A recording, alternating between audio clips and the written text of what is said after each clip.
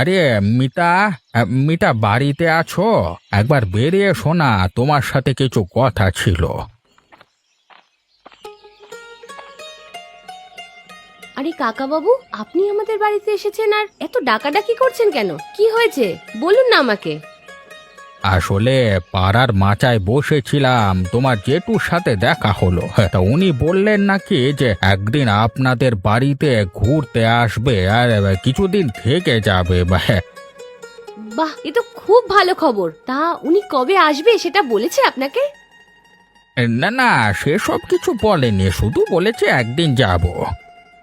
ঠিক আছে কাকা বাবু, আর আপনি যখন এসেছেন আর বেলাও হয়ে গেছে, আমি রান্না করেছি, কিছু একটু খেয়ে তারপরেই যাবেন কিন্তু।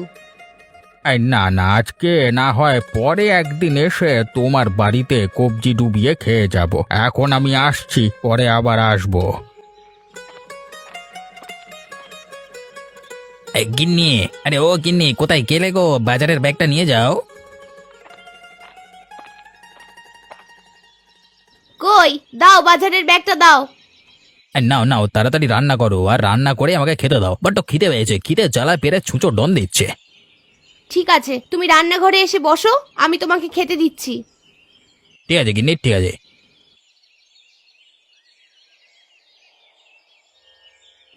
গিন্নি, একটা কথা ছিল তোমার সাথে।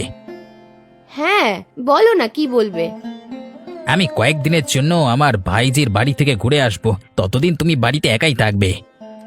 ঠিক আছে, আমি বাড়িতে একাই থাকবো। তুমি যখন আমাকে নিয়েই যাবে না তখন। তোমাকে নিয়ে না যাওয়ার কারণ আছে। তুমি সব সময় বাড়িতে থাকলেই এই করো ওই করো, একটু শান্তিতে বিশ্রামও করতে দাও না, তাই তোমাকে নিয়ে যাব না, এটাই তোমার শাস্তি।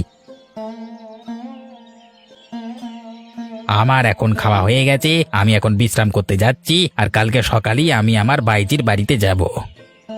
ঠিক আছে, যাও, বিশ্রাম করতে যাও। সব সময় তো বিশ্রামই করে যাচ্ছ।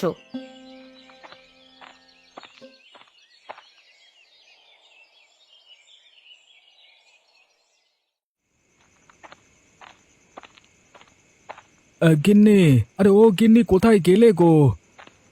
এই তো তোমার জন্য খাবার বেড়ে বসে আছি।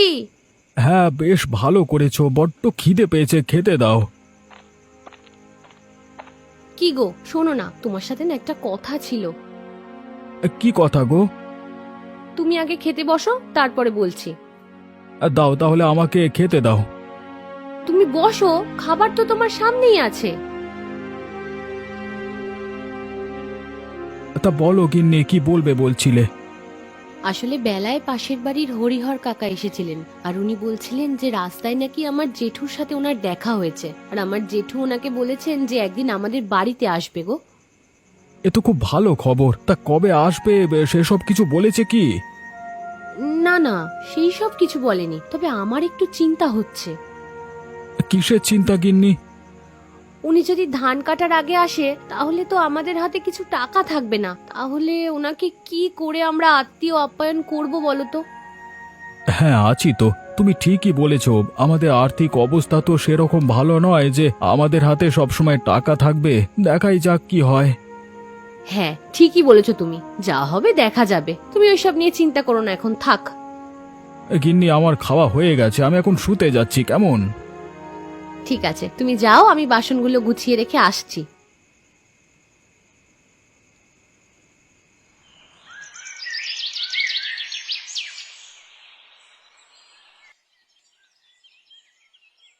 এই মিতামা, ও মিতামা, কোথায় গেলি রে? বাইরে বেরিয়ে আয়, এসে দেখে যা কি এসেছে।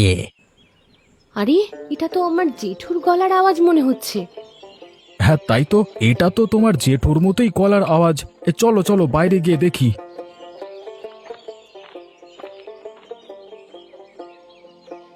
আরে জেঠু, তুমি এমন সময় এলে? কেন, তাদেরকে হরিহর কাকা কিছু বলেনি? হ্যাঁ বলেছে হরিহর কাকা, তবে শুধু বলেছে যে তুমি আসবে, কিন্তু কবে আসবে সেটা বলেননি। হ্যাঁ, সেটা আমিও বলিনি হরিহর কাকাকে। জেঠু, ঘরে চলো, ঘরে চলো, বাইরে না দাঁড়িয়ে থেকে এবার ঘরের ভেতরে চলো, গিয়ে কথা বলবে। তা শুভেন্দুদা, বৌদিকে কেন নিয়ে এলে না? সে অনেক কথা, বুঝলে। কেন, তোমার সাথে জেঠিমার ঝগড়া হয়েছে নাকি? হ্যাঁ ওরকমই বলতে পারিস, তাই তো একা একা তোদের বাড়িতে এলাম, না হলে তোর জেঠিমাকে তো অবশ্যই নিয়ে আসতাম। তা বউ থেকে তো আনতে পার, ঝগড়া হয়েছে তো কি হয়েছে, এইখানে এসে সমস্ত কিছু ঠিকঠাক হয়ে যেত। সেসব এখন বাদ দাও। কই গো, তাহলে তুমি বাজারে গিয়ে একটু ভালো মন্দ বাজার করে নিয়ে এসো না। অনেকদিন পর জেঠু এলেন, কিছু ভালো মন্দ না খাওয়ালে তো হয় না বলো। তুমি বাজারের ব্যাগটা দাও, আমি বাজার করতে যাচ্ছি। এই নাও বাজারের ব্যাগ, তাড়াতাড়ি বাড়ি ফিরে আসবে কিন্তু, আমাকে অনেক রান্না করতে হবে। ঠিক আছে, কিন্তু আমি এখন আসছি।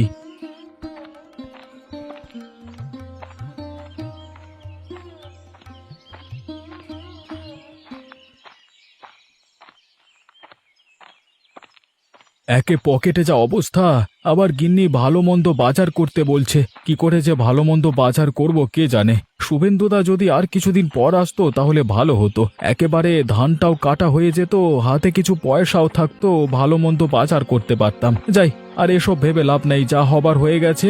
এখন বাজারের দিকে গিয়ে সস্তায় ভালো জিনিস কি পাওয়া যায় দেখি। আরে দীপক দা, আরে ও দীপক দা, এত সকাল সকাল বাজারে এসেছো, বাড়িতে কেউ এসেছে নাকি?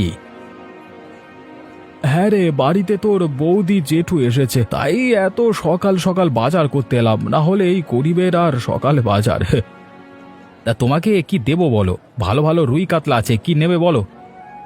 অত রুই কাতলা আমি জানি না, আমাকে সস্তা একটু মাছ দে দেখি। সে তোমাকে এত চিন্তা করতে হবে না, আমি তোমাকে কম দামেই রুই মাছ দিয়ে দিচ্ছি।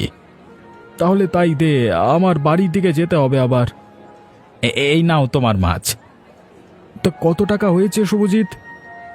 ওই তো 50 টাকা হয়েছে তোমার। এই নে ধর তোর টাকা, আর আমি এখন আসছি, পরে কথা হবে কেমন? ঠিক আছে দীপক দা, তুমি যাও, এসো। হ্যাঁ